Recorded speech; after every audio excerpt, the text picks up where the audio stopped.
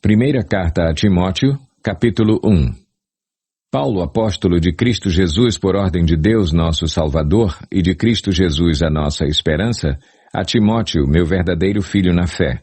Graça, misericórdia e paz da parte de Deus Pai e de Cristo Jesus, o nosso Senhor. Partindo eu para a Macedônia, roguei-lhe que permanecesse em Éfeso para ordenar a certas pessoas que não mais ensinem doutrinas falsas e que deixem de dar atenção a mitos e genealogias intermináveis que causam controvérsias, em vez de promoverem a obra de Deus, que é pela fé. O objetivo desta instrução é o amor que procede de um coração puro, de uma boa consciência e de uma fé sincera. Alguns se desviaram dessas coisas, voltando-se para discussões inúteis, querendo ser mestres da lei, quando não compreendem nem o que dizem, nem as coisas acerca das quais fazem afirmações tão categóricas. Sabemos que a lei é boa, se alguém a usa de maneira adequada. Também sabemos que ela não é feita para os justos, mas para os transgressores e insubordinados, para os ímpios e pecadores, para os profanos e irreverentes, para os que matam pai e mãe, para os homicidas, para os que praticam imoralidade sexual e os homossexuais, para os sequestradores, para os mentirosos e os que juram falsamente, e para todo aquele que se opõe à sã doutrina. Esta sã doutrina se vê no glorioso Evangelho que me foi confiado, o Evangelho do Deus bendito. Dou graças a Cristo Jesus, nosso Senhor, que me deu forças e me considerou fiel, designando-me para o ministério, a mim que anteriormente fui blasfemo, perseguidor e insolente, mas alcancei misericórdia porque eu fiz por ignorância e na minha incredulidade. Contudo, a graça de nosso Senhor transbordou sobre mim com a fé e o amor que estão em Cristo Jesus. Esta afirmação é fiel e digna de toda a aceitação. Cristo Jesus veio ao mundo para salvar os pecadores, dos quais eu sou o pior. Mas por isso mesmo alcancei misericórdia, para que em mim, o pior dos pecadores, Cristo Jesus demonstrasse toda a grandeza da sua paciência, usando-me como um exemplo para aqueles que nele haveriam de crer para a vida eterna. Ao Rei eterno, o Deus único, imortal e invisível, sejam honra e glória para todo o sempre. Amém. Timóteo, meu filho, dou-lhe esta instrução segundo as profecias já proferidas a seu respeito, para que, seguindo-as, você combata o bom combate, mantendo a fé e a boa consciência que alguns rejeitaram e por isso naufragaram na fé. Entre eles estão Himeneu e Alexandre, os quais entreguei a Satanás para que aprendam a não blasfemar.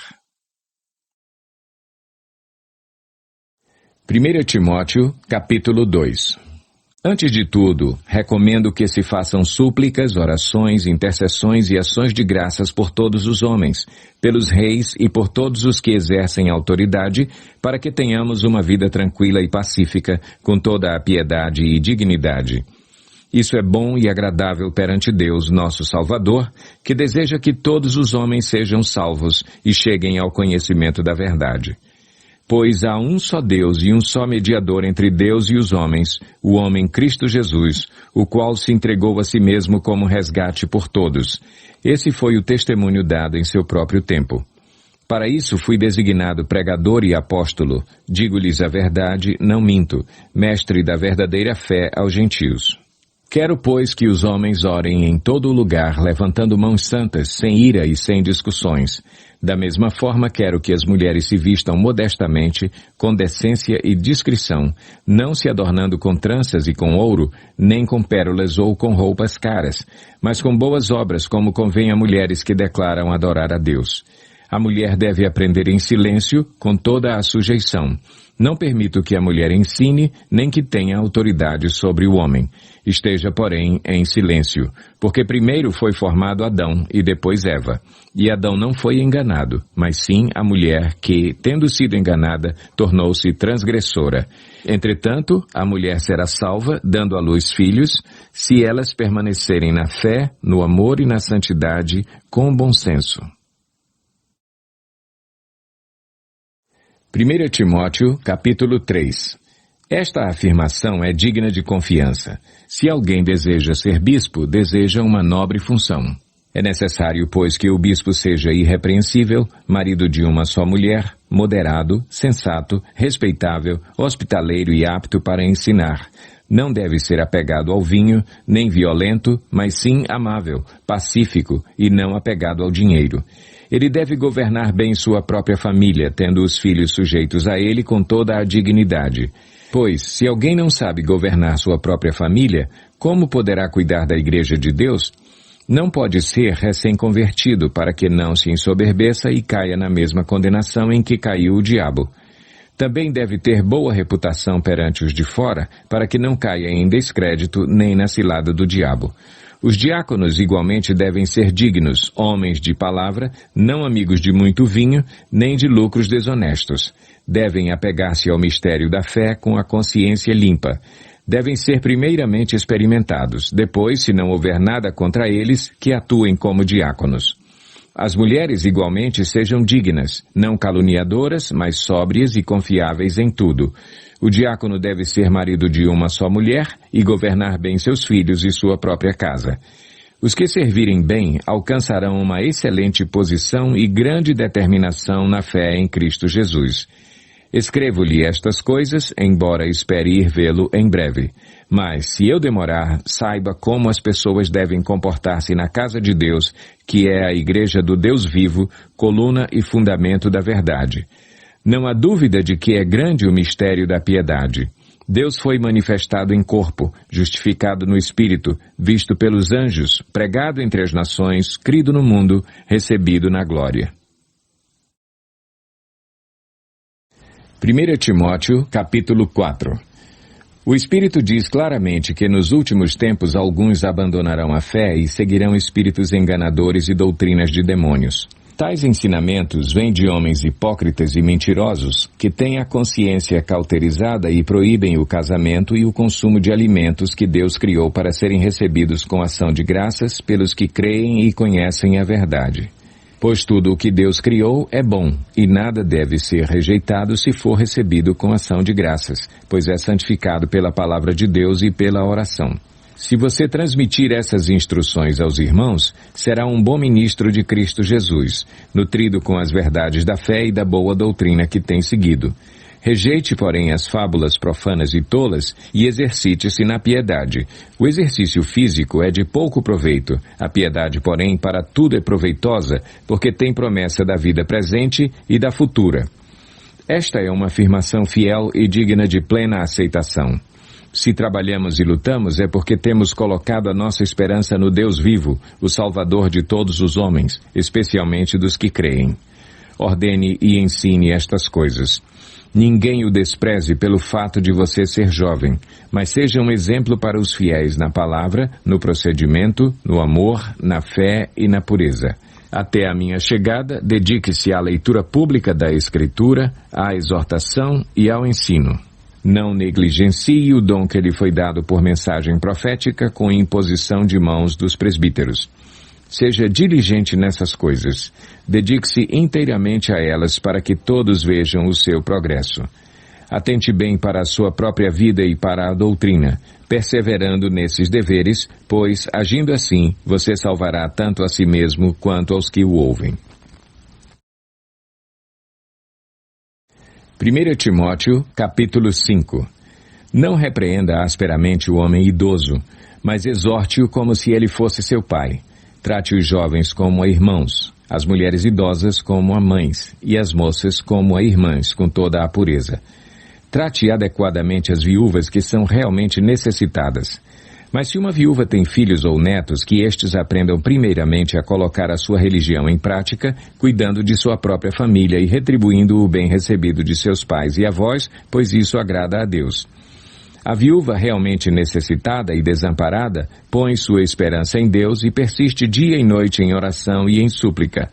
Mas a que vive para os prazeres, ainda que esteja viva, está morta. Dê-lhes estas ordens para que sejam irrepreensíveis. Se alguém não cuida de seus parentes, e especialmente dos de sua própria família, negou a fé e é pior que um descrente.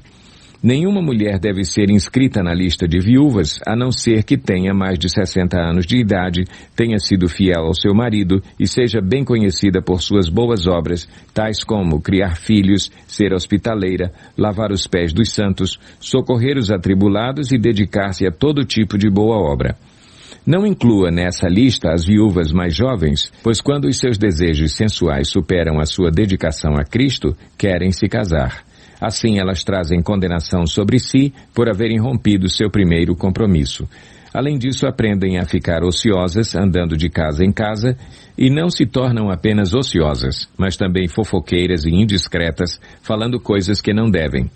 Portanto, aconselho que as viúvas mais jovens se casem, tenham filhos, administrem suas casas e não deem ao inimigo nenhum motivo para a maledicência.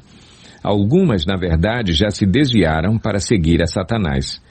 Se alguma mulher crente tem viúvas em sua família, deve ajudá-las. Não seja a igreja sobrecarregada com elas, a fim de que as viúvas realmente necessitadas sejam auxiliadas.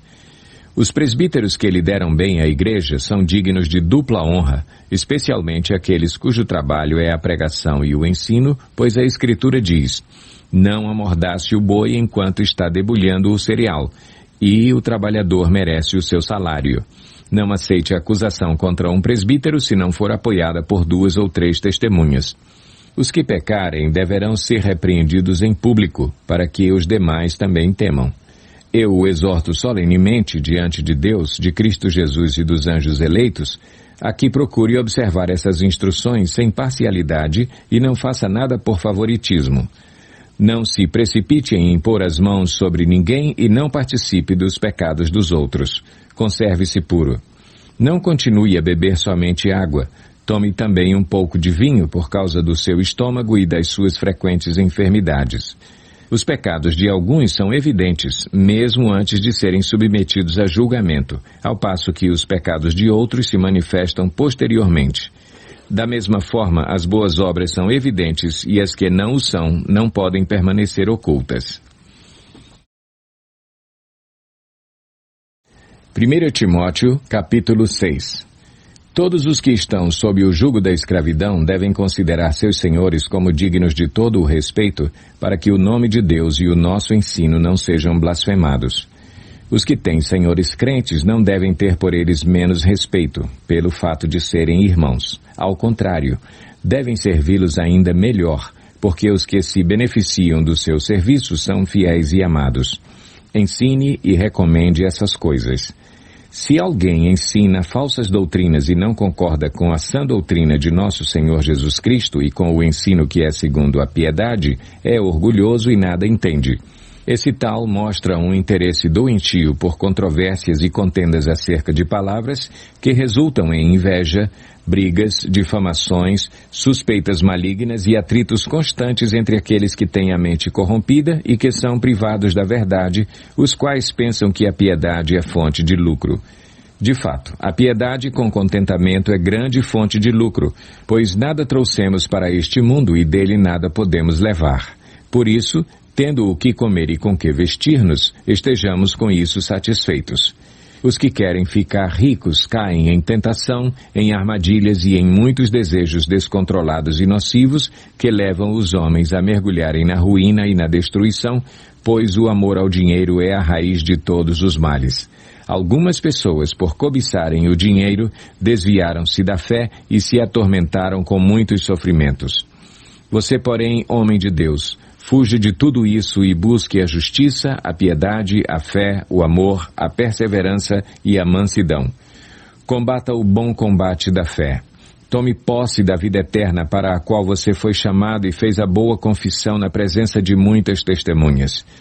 Diante de Deus, que a tudo dá vida, e de Cristo Jesus, que diante de Pôncio Pilatos fez a boa confissão, eu lhe recomendo: guarde este mandamento imaculado e irrepreensível até a manifestação de nosso Senhor Jesus Cristo, a qual Deus fará se cumprir no seu devido tempo. Ele é o bendito e único soberano, o Rei dos reis e Senhor dos senhores, o único que é imortal e habita em luz inacessível, a quem ninguém viu nem pode ver. A ele sejam honra e poder para sempre. Amém. Ordene aos que são ricos no presente mundo que não sejam arrogantes, nem ponham sua esperança na incerteza da riqueza, mas em Deus, que de tudo nos provê ricamente para a nossa satisfação. Ordene-lhes que pratiquem o bem, sejam ricos em boas obras, generosos e prontos a repartir. Dessa forma, eles acumularão um tesouro para si mesmos, um firme fundamento para a era que há de vir, e assim alcançarão a verdadeira vida. Timóteo, guarde o que lhe foi confiado. Evite as conversas inúteis e profanas e as ideias contraditórias do que é falsamente chamado conhecimento. Professando-o, alguns desviaram-se da fé. A graça seja com vocês.